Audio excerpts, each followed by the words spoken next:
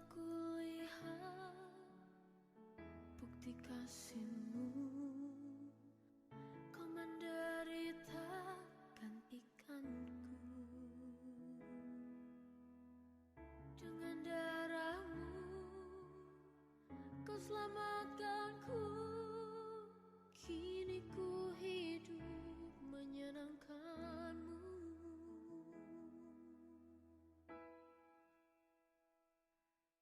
Terlalu besar Shalom. kasih-Mu. Selamat siang, Tuhan Yesus memberkati. Horas bagi kita. Bapak, Ibu, dan saudara-saudari yang terkasih di dalam Kristus Yesus, seperti kita baca tadi dalam Kejadian 9 ayat 8 sampai yang ke-17. Bapak, Ibu, dan saudara-saudariku yang terkasih di dalam Kristus Yesus, dalam hal ini kita bisa melihat bahwa Allah selalu setia dan menggenapi janjinya pada manusia. Allah setia melihat menggenapi janjinya kepada manusia. Seperti yang saya katakan tadi, tema kita adalah Allah yang setia dan janji pemeliharaan Allah. Bapak, Ibu, dan saudara-saudara yang terkasih dalam Kristus Yesus, ketika mendengar kata setia adalah salah satu tindakan. Lalu siapa saja yang bisa dikatakan setia? Orang-orang yang bisa dikatakan setia adalah orang yang tidak melanggar akan janji-janji yang diberikan sebelumnya. Sama seperti Allah di sini dikatakan, Bapak, Ibu, dan saudara-saudari, Dia tidak melanggar janjinya terhadap kita. Bahkan perjanjiannya sewaktu pada masa Nabi Nuh. Bapak, Ibu, dan saudara-saudari yang terkasih dalam Kristus Yesus, perjanjian bukan hanya Allah dan Nuh, tetapi perjanjian antara Allah dan segala makhluk ciptaannya. Kita bisa lihat di ayat 9 sampai 10 bagaimana Allah berjanji kepada Nuh, dan bukan hanya kepada Nuh tetapi kepada ciptaannya semuanya. Bahkan sampai sekarang ini janji Tuhan masih Dia tepati. Allah berjanji masih Dia tepati. Itulah bedanya manusia dengan Allah. Manusia ketika berjanji, saya yakin dan percaya, pasti pernah melanggar perjanjiannya terhadap manusia lain, bahkan terhadap Allah. Tetapi Allah kita sendiri tidak pernah mengingkari janjinya sampai pada detik ini. Bapak, Ibu, dan saudara-saudara yang terkasih dalam Kristus Yesus, masyarakat yang hidup di zaman Nuh dikendalikan oleh hawa nafsu dan kekerasan satu sama lain, sehingga bumi dianggap rusak oleh Allah. Bapak, Ibu, air bah dilakukan Allah pada zaman Nabi Nuh karena mengingat bahwa kekerasan yang terjadi pada masa tersebut, dan juga kekerasan yang terjadi pada masa tersebut dan dianggap rusak oleh Allah. Kita bisa melihat pada ayat 11 sampai yang ke-12 bagaimana kekerasan terjadi. Bagaimana peristiwa yang dikatakan Allah benar-benar mengecewakan dan melukai hati Allah. Bapak, Ibu, dan saudara-saudari, karena itu Allah murka, dikatakan pada ayat 6, dikatakan pada ayat ke-13, tetapi hanya Nuh yang dipandang Allah sebagai orang benar. Menjadi pertanyaan bagi kita, kenapa Nuh dipandang sebagai orang benar? Bapak, Ibu, dan saudara-saudari, ketika pada masa itu banyak orang tidak mempercaya akan kuasa Tuhan, banyak orang yang tidak setia akan Tuhan, banyak orang yang menganggap perbuatan-perbuatan yang dilakukan Nuh adalah perbuatan yang salah, ataupun bisa dikatakan seperti orang gila, Bapak, Ibu, dan saudara-saudari. Kenapa? Karena Tuhan menyuruh Nuh membangun bahtera dan orang-orang lain menertawainya. Hal ini yang menunjukkan bahwa perbuatan manusia tidak lagi seturut dengan perintah Allah. Bapak, Ibu, dan saudara-saudara yang terkasih dalam Kristus Yesus, perjanjian Allah yang menyelamatkan itu dibuat Allah dan Nuh. Jadi di sini mau ditegaskan bahwa Allah dan Nuh yang melakukan perjanjian, dan perjanjian itu untuk semua ciptaan. Bapak, Ibu, dan saudara-saudara yang terkasih di dalam Kristus Yesus yang saya kasihi, sekarang seharusnya lah di tengah penderitaan manusia, manusia yakin bahwa harapan akan kasih setia Allah yang adil atas hidup manusia adalah maksud baik Allah di tengah penderitaan. Jadi Bapak Ibu dan saudara-saudara, yang mau dikatakan adalah penderitaan manusia bukan berarti tindakan anarkis Allah. Tetapi ini adalah maksud baik Allah di tengah penderitaan. Allah memiliki cara bagaimana manusia bisa melihat dari masa lampau ketika Allah murka, ketika Allah marah. Bapak Ibu dan saudara-saudariku yang terkasih di dalam Kristus Yesus, kita harus tahu manusia adalah wewenang Allah sepenuhnya atas hidup manusia. Allah memiliki Allah memiliki wewenang terhadap hidup manusia. Kita harus mengetahui itu. Jangan kita menjadi manusia yang egois. Jangan kita menjadi manusia yang berpikir saya mampu bisa sendiri melakukan segala tindakan-tindakan. Saya tidak perlu orang lain. Saya tidak perlu penyertaan Allah. Kita tidak boleh menjadi seperti itu. Karena apa? Kita harus mengingat kita diciptakan oleh siapa dan kita harus mengabdi kepada siapa. Bapak Ibu dan saudara-saudariku yang terkasih di dalam Kristus Yesus, pada ayat 16 ini menjadi acuan dasar bagi kita untuk berbicara mengenai kesetiaan Allah. Seperti yang saya katakan tadi, kesetiaan Allah. Allah setia, Dia tidak pernah mengingkari janji-janjinya. Bapak Ibu dan saudara-saudari, bagaimana Allah setia kepada kita? Menjadi jawaban pertanyaan kepada kita. Bagaimana Allah setia kepada kita? Jawabannya adalah dengan mengingat janjinya. Allah bukan saja ingat janji, tetapi Dia tepat janji. Bapak Ibu dan saudara-saudari, ini yang melihat bagaimana Allah setia kepada kita. Dia bukan hanya mengingat, tetapi Dia tepat janji. Bagaimana dengan diri kita? Ketika kita berjanji dengan Allah, apakah kita pernah mengingat janji kita? Atau bahkan kita pernah atau sering melanggar perjanjian kita dengan Allah? Bapak Ibu, hanya kita yang bisa menjawab itu. Saudara-saudara yang terkasih dalam Kristus Yesus, kesetiaan Allah tercermin integritas pribadi yang kuat. Integritas, kita harus garis bawahi integritas yang kuat, memiliki kepastian yang kuat. Allah tidak pernah mengingkar janjinya. Bapak Ibu dan saudara-saudariku yang terkasih dalam Kristus Yesus, pribadi yang dapat diandalkan dan dipercaya. Namun sayang, kesetiaan menjadi barang yang sulit ditemukan pada sekarang ini. Kita harus akui, kesetiaan sangat-sangat sulit kita temukan pada saat ini, dan bahkan menjadi barang dalam arti bisa dibeli. Berdiskusi kepada kita ketika orang lain memberitakan perasaannya kepada kita. Sebelumnya ada syarat bahwa kita tidak boleh memberitakan kepada orang lain, tetapi tanpa sengaja kita beritakan kepada orang lain. Adalah bentuk kesetiaan yang gagal kita lakukan. Sangat-sangat kecil, sangat-sangat kecil, tetapi kita gagal. Bagaimana bila kita memberikan kesetiaan kepada Allah? Bisa saja kita tidak mampu, tetapi saya yakin dan percaya Bapak Ibu sekarang yang melihat video ini, saya yakin dan percaya memiliki kesetiaan yang besar terhadap Allah. Ada amin? Saya percaya, amin. Bapak Ibu dan saudara-saudara yang terkasih dalam Kristus Yesus, banyak peristiwa yang tidak setia. Seperti banyak rumah tangga yang hancur karena suami istri tidak setia kepada pasangannya. Sering kita temui di luar sana. Ketika antara suami dan istri tidak setia, makanya terjadi yang namanya perselingkuhan. Hal duniawi antara keluarga.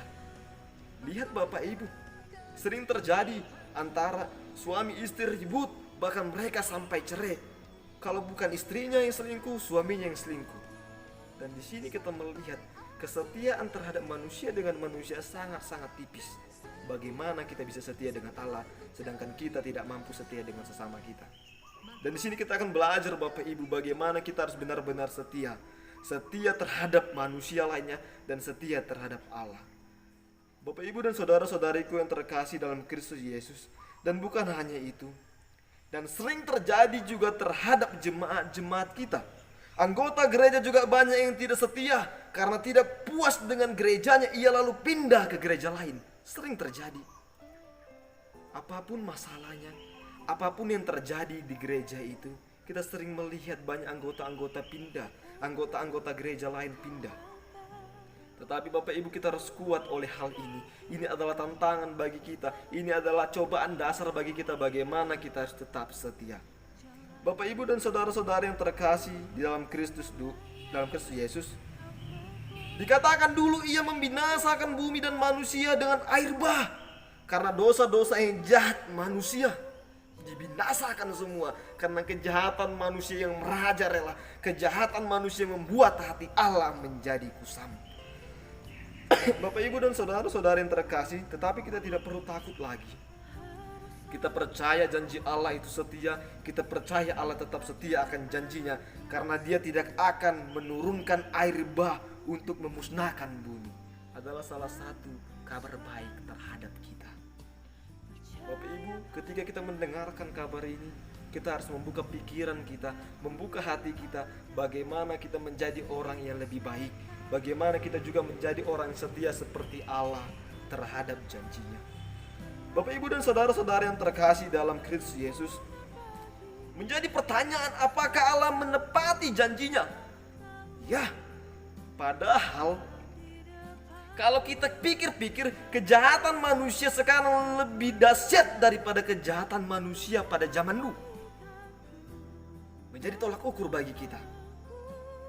Allah tetap setia, walaupun kita harus akui kejahatan manusia sekarang lebih besar daripada kejahatan pada zaman dulu sebelumnya. Bapak, Ibu, dan saudara-saudari yang terkasih di dalam Kristus Yesus, karena Allah setia pada janjinya, Alkitab menceritakan begitu banyak tokoh-tokoh yang besar mengimani Allah sampai akhir hayatnya. Banyak tokoh-tokoh Alkitab yang menceritakan bagaimana Allah setia pada janjinya.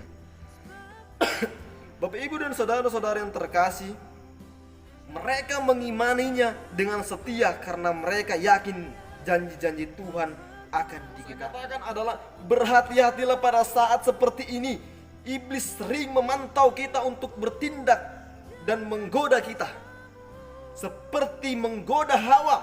Hawa yang mulai kurang setia itu akhirnya jatuh. Hawa juga dikatakan tidak setia. Karena apa? Karena dia melanggar perjanjiannya dengan Allah. Bapak, Ibu, dan saudara-saudari, terus terang, setia kepada Allah itu memang sulit. Butuh rintangan, butuh tantangan, cobaan yang sangat banyak. Tetapi kita harus kuat. Bapak, Ibu, dan saudara-saudari, hal itu yang harus menjadi kekuatan bagi kita. Di mana kita setia kepada Allah menjadi rintangan yang kuat bagi kita. Tetapi kita harus kuat akan rintangan tersebut. Saudara-saudariku yang terkasih di dalam Kristus Yesus, dalam hal ini saya mau mengatakan ada 3 poin yang akan saya sampaikan. Poin yang pertama, bagaimana Allah menyatakan pada janjinya. Yang pertama, Allah tidak akan pernah lagi menghancurkan hidup manusia dengan air bah. Dengan demikian Allah mengambil keputusan untuk bersiteguh dengan kasih dan kemurahannya, sekalipun manusia akan tetap gagal untuk hidup dalam kebenaran. Allah tidak akan menghancurkan hidup manusia dengan air bah. Saudara-saudari harus percaya akan firman ini. Kita tidak akan dimusnahkan Allah lagi dengan air bah seperti kejadian. Bapak, Ibu, dan saudara-saudara, yang kedua adalah Allah memperbaharui hidup manusia dengan senantiasa menyatakan pengampunannya agar manusia juga hidup dalam pengampunan satu dengan yang lain. Bapak, Ibu, kita mendapatkan pengampunan daripada Allah. Ketika kita mendapatkan pengampunan daripada Allah, kita harus gunakan pengampunan ini menjadi kekuatan bagi kita untuk melakukan hal-hal yang benar. Ada amin? Ya. Bapak, Ibu, dan saudara-saudara yang terkasih dalam Kristus Yesus, yang ketiga adalah Allah memperbarui kehidupan manusia dengan memberikan jaminan pemeliharaannya. Sungguh luar biasa Allah kita. Dia memberikan janji yang tidak diingkari, lalu Dia memberikan pembaruan kehidupan manusia untuk pemeliharaan kita. Sebagaimana kita anak Allah, kita tidak perlu cemas. Allah akan membuka jalan dengan kreatif bagi kita yang hidup dalam iman dan pengarahan kepada dirinya. Bapak, Ibu, 3 poin ini menjadi kekuatan bagi kita. Di tengah-tengah janji Allah, di tengah-tengah ketepatan janji Allah, Dia memberikan 3 poin yang sangat besar bagi hidup kita, sehingga kita manusia mampu berubah menjadi sesuatu yang baik. Bapak Ibu, kalau Allah mampu berjanji kepada kita, kita juga harus mampu mencoba untuk berjanji. Bapak Ibu, saya mempunyai salah satu kisah. Salah satu kisah ini adalah kisah di mana sama seperti firman ini mengenai tentang janji. Bapak Ibu, kisahnya seperti ini. Ada seorang bapak-bapak yang sudah tua. Kita sebut aja dia bapak-bapak. Bapak ini memiliki banyak sekali lahan, memiliki berhektar-hektar tanah, dan dia tanam di ladang tersebut adalah pohon kelapa. Bapak Ibu dan saudara-saudara yang terkasih, dia memanen sendiri pohon kelapa ini, tingginya sangat-sangat tinggi pohon kelapa ini. Bapak Ibu dan saudara-saudariku, ketika dia memanen semua pohon kelapa ini, satu kelapa lagi terakhir yang akan dia panen. Dan kebetulan pokok kelapa ini berdekatan dengan rumahnya. Bapak Ibu dan saudara-saudariku yang terkasih, dan kebetulan juga pohon kelapa ini sangat-sangat tinggi, lebih tinggi dari pohon kelapa sebelumnya, dari pohon kelapa yang lain di ladangnya. Jadi Bapak Ibu dan saudara-saudari, dia sengaja untuk memanen terakhir pohon kelapa ini karena cukup tinggi. Lalu Bapak Ibu dan saudara-saudariku yang terkasih di dalam Kristus Yesus, ketika Bapak ini memanen pohon kelapa ini, ketika dia berada di pucuk, dan pohon kelapa ini sekitar tingginya hampir kurang lebih 15 sampai 17 meter. Ketika Bapak Ibu dan saudara-saudariku yang terkasih dalam Kristus Yesus, ketika Bapak ini berada di puncak yang paling atas, dia telah menjatuhkan banyak kelapa, dan ketika dia mau turun, ketika tiba-tiba datanglah angin yang sangat kencang. Bapak Ibu dan saudara-saudariku yang terkasih dalam Kristus Yesus, ketika angin kencang berada di atas dan Bapak tersebut berada di atas, Bapak tersebut mengalami kekacauan batin. Karena apa? Karena dia merasa ketakutan karena ada angin yang sangat kencang ketika dia berada di atas. Jadi Bapak Ibu dan saudara-saudariku yang terkasih dalam Kristus Yesus, Bapak ini berdoa kepada Tuhan. Dia katakan, dia melakukan perjanjian kepada Allah. Dia katakan, dia berdoa, Tuhan, aku percaya akan kuasa-Mu, aku percaya akan kekuatan-Mu. Dia katakan seperti itu. Dia melakukan perjanjian dengan Allah. Dia katakan, Tuhan, ketika aku bisa turun dengan selamat ke bawah, aku akan memberikan 80% seluruh hasil perkebunanku kepadamu. Dia katakan. Bapak Ibu dan saudara-saudari, pada saat itu Allah menghilangkan, Allah memberhentikan angin tersebut. Ya, Allah memberhentikan angin tersebut. Lalu Bapak Ibu dan saudara-saudara yang terkasih, ketika Bapak ini turun ataupun mulai beranjak ke bawah pada posisi yang ke 12 meter, dia tawar lagi kepada Allah. Dia katakan, Tuhan, aku memiliki anak, aku memiliki keluarga, aku juga harus membiayai mereka. Tuhan, biarlah 60% lah sama Tuhan, 40% lah sama aku. Dia katakan seperti itu Bapak Ibu.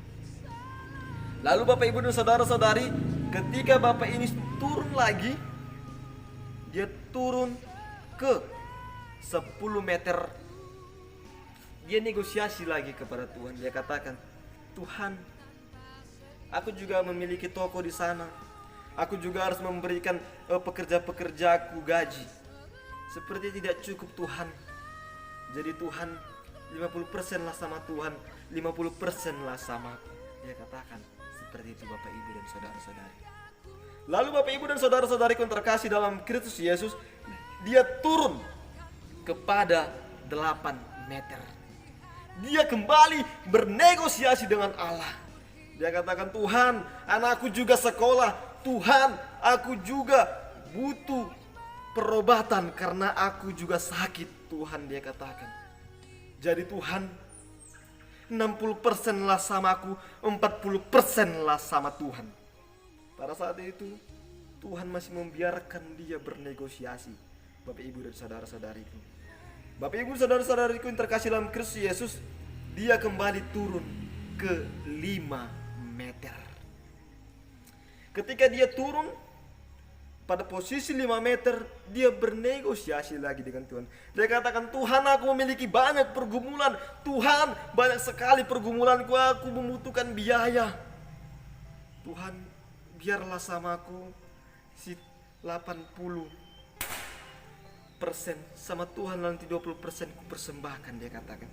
Dia bernegosiasi dengan Tuhan. Saudara-saudara yang terkasih dalam Kristus Yesus, sampailah kepada 1 meter. Dia bernegosiasi kembali terhadap 1 meter. Dia katakan, Tuhan, aku tahu Tuhan maha baik. Tuhan memiliki banyak kekayaan. Tuhan memiliki bumi ini. Tuhan memiliki segala yang ada di bumi ini. Biarkanlah aku, Tuhan, mendapatkan seluruhnya juga, Tuhan. Biarkanlah Tuhan, aku juga memiliki apa yang telah kumiliki, Tuhan. Lalu dia katakan, 10% lah sama Tuhan, 190% lah sama aku.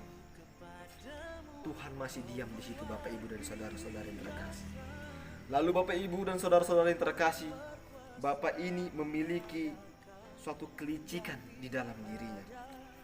Karena sebelumnya dia telah berjanji ketika dia berada di atas, dia katakan, Tuhan, ketika aku sampai ke bawah tanpa terjatuh, aku akan memberikan kepada Tuhan.